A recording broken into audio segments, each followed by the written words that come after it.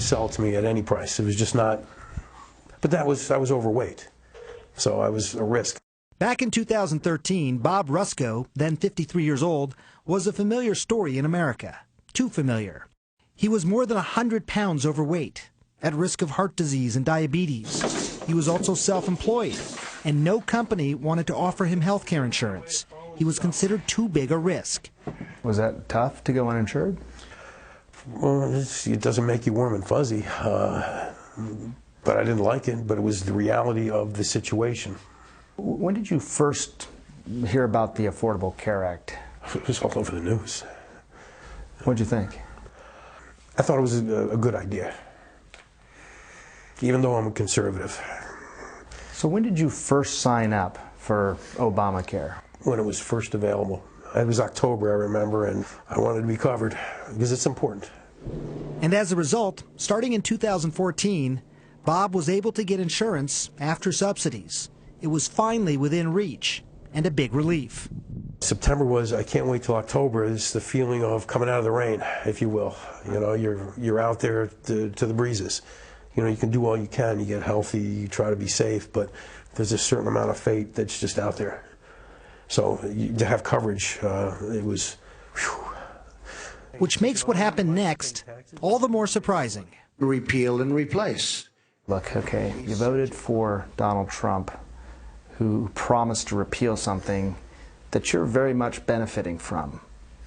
Again, just how do you explain that to people? I did what I thought was correct for the overall good of the country. I think economic strength cures a lot of things. People working, making decent money, that certainly helps out. I'd rather not need the subsidies. I'd rather be working. We are repealing and replacing Obamacare.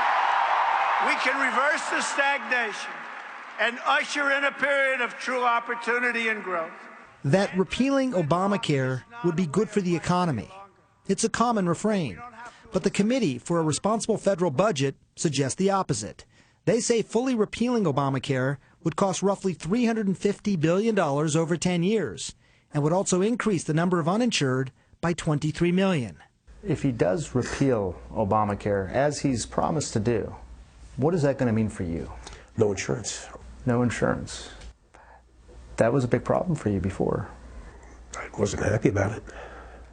Truth is, some of the states that most benefited from Obamacare had a majority who voted for Trump, like Rusko's home state of Florida.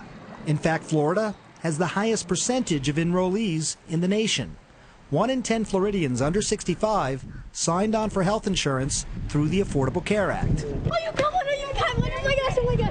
Rusko credits Obamacare with profoundly changing his health. And because of that, this lifelong conservative wrestled for the first time with the idea of voting Democrat. If I'd have voted for what I thought was strictly best for me, I would have voted for her.